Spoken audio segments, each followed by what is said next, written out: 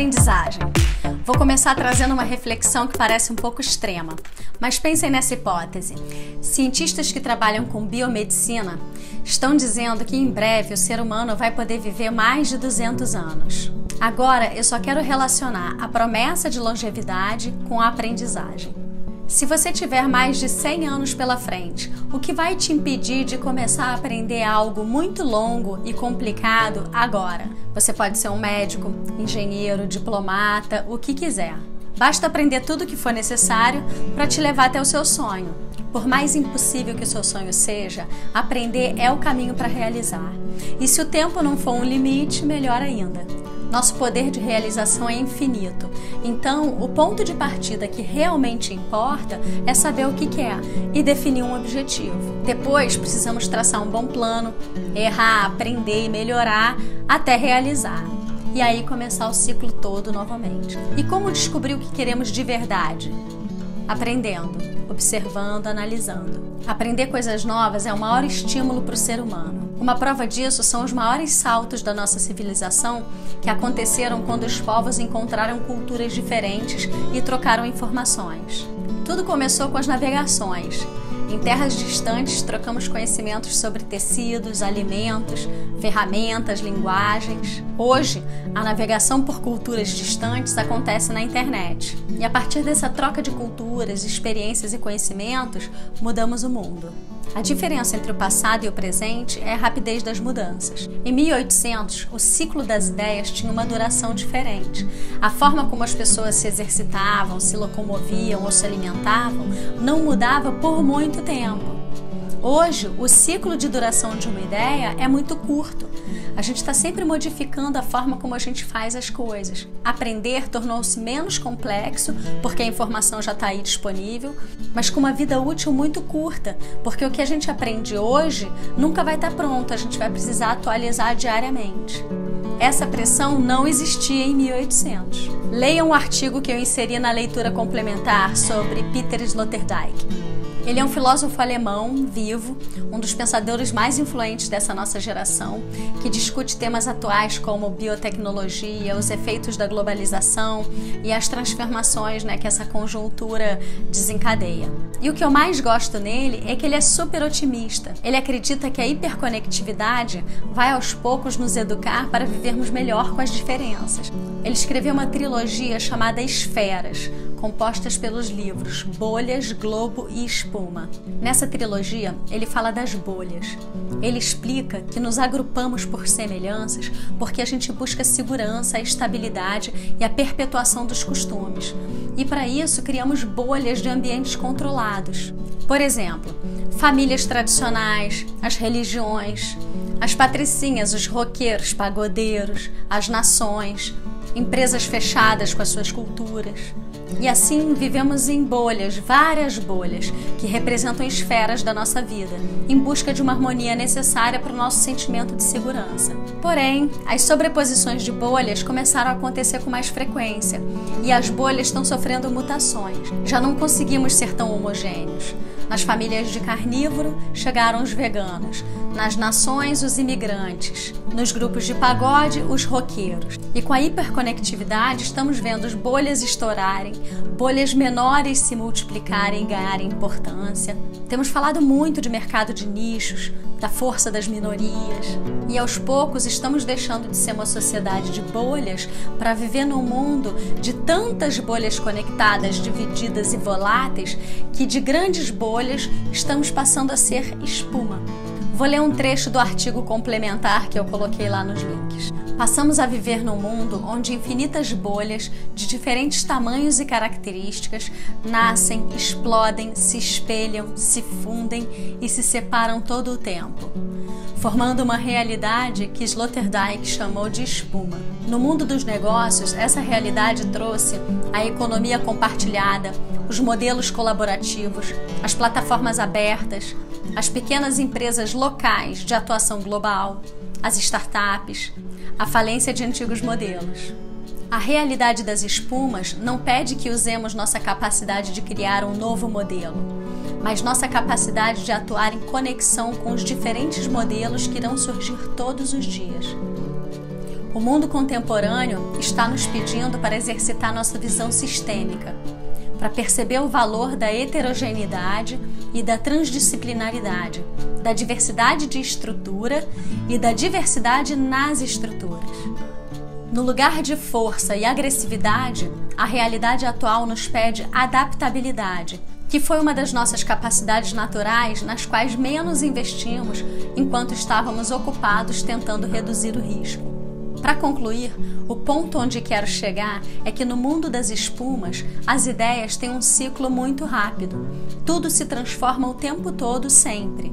Então, como aprendemos com Darwin, agora mais do que nunca será o ser mais adaptável, ao invés do mais forte ou inteligente, que conseguirá se destacar e sobreviver nesse mundo. E essa é uma excelente notícia, porque ser mais inteligente ou forte parece mais difícil do que exercitar nossa capacidade de adaptação. Sabe o que mais liberta no hábito de aprender? É que a autoconfiança deixa de ser fundamental. E contrariando a lógica, ao conviver com a vulnerabilidade e a vergonha, você se acostuma com o desconforto porque entende que são processos necessários para a disruptura, para a inovação, para a adaptabilidade. Veja o TED da Brené Brown sobre esse assunto. Eu inseri o link do vídeo nas leituras complementares. Vamos agora colocar as mãos e mentes na massa e entender como aprender mais e melhor. Vamos voltar um pouco naquele conceito do primeiro vídeo de introdução. Lembra que falei que a aprendizagem se dá por assimilação e acomodação? Quando você aprende uma nova habilidade ou recebe uma informação, ela imediatamente fará parte da sua memória ativa, mas ela fica disponível para você acessar por um breve período de tempo. Logo depois, essa experiência será transferida para a memória permanente de longo prazo. E dependendo da forma como você acomodou a informação, ela ficará disponível ou não para uso ativo na vida cotidiana. Por isso é muito importante escutar novamente os conceitos e principalmente aplicar de forma consciente. Escreva, compre um caderno, organize um local no celular ou no computador para anotar seus insights, organizar suas referências, salvar os links do que você escuta na internet. Fazendo isso, você aproveita melhor o que aprendeu e tem aonde voltar para rever quando precisar. Assim, você garante que as informações adquiridas não se percam no tempo, porque tempo é o artigo mais caro que a gente tem na nossa vida. E como aprender é o caminho para o sucesso, temos que aproveitar todo o tempo que pudermos para aprender. Eu vou aproveitar para sugerir aqui os podcasts. São aulas em áudio que você pode escutar em momentos de perda de tempo, como filas, Uber, viagens. Pense que tudo que você gosta ou precisa fazer, de mecânica a marketing digital, tudo pode ser aprendido. Aprender coisas novas é como uma malhação para o cérebro. Os cientistas têm conseguido mostrar fisicamente como o nosso cérebro se fortalece com o aprendizado. As conexões entre os nossos neurônios, elas ganham massa conforme exercitamos o raciocínio. Ou seja, aprender coisas novas fortalece a sua inteligência de um modo geral, independente da utilidade prática desse conhecimento. Aprender a bordar pode te fazer mais inteligente. E não é só isso, aprender é um grande estímulo para a criatividade. Robert Greene, um dos maiores estudiosos do comportamento humano, diz que o futuro pertence a quem aprender várias coisas e criar relações entre elas. Tem a história clássica do Steve Jobs, que estudou por hobby caligrafia, bico de pena, tem até a ver com o nosso mercado. E mais tarde, no futuro, essa habilidade impactou muito o trabalho dele. Como valorizava o design, a elegância das fontes, ganhamos uma nova linguagem visual nos computadores. Mais design, mais cor, mais leveza. Imagina o quanto esse hobby impactou as nossas vidas. Mas falar de hobby é mais fácil. E quando precisamos aprender alguma coisa que julgamos impossível para nós? O que eu mais escuto por aí no mercado de casamento são fornecedores reclamando que não sabem nada sobre marketing digital, sobre Instagram ou como lidar com dinheiro e que se sentem incapazes de aprender. Precisamos ter consciência de que colocamos no pratinho da incapacidade coisas que na verdade não são interessantes para nós e não queremos de fato aprender. E tudo bem, não precisamos nem conseguiríamos saber de tudo. Podemos terceirizar ou dividir funções com os sócios. Fazer uma faculdade ou um curso formal é maravilhoso, mas existe, antes do formato de educação, uma intenção investigativa que é o que faz a diferença. O ensino formal ou não vai apenas alimentar essa curiosidade interna que motiva o aprendizado. Não recomendo que você perca tempo aprendendo algo que você não gosta. É possível aprender, mas será desgastante demais, porque o caráter investigativo não vai estar fluindo na equação. Sem o interesse genuíno, grande parte das informações não chegarão a virar conhecimento, ficarão esquecidas lá naquela memória de longo prazo.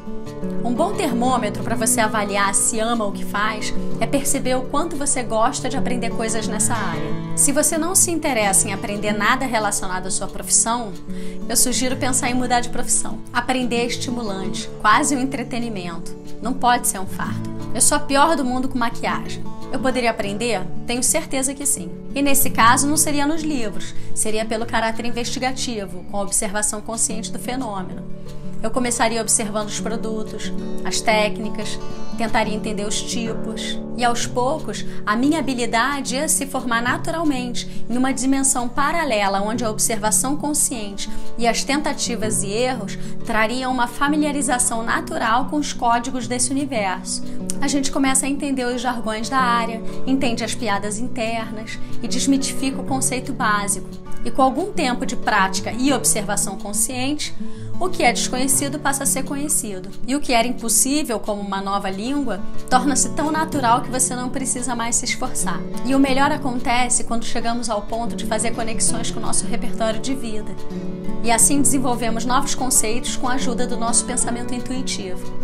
Ao invés de reproduzir conceitos prontos, passamos a ser agentes ativos desse conhecimento. Pensa bem, ninguém sabia fazer marketing há poucos anos, porque nem existia. E o que se sabe hoje vai se tornar obsoleto muito em breve. Ou seja, esse mundo frenético e conectado que tanto reclamamos, também nos colocou em pé de igualdade. No passado, não tínhamos acesso às informações como hoje.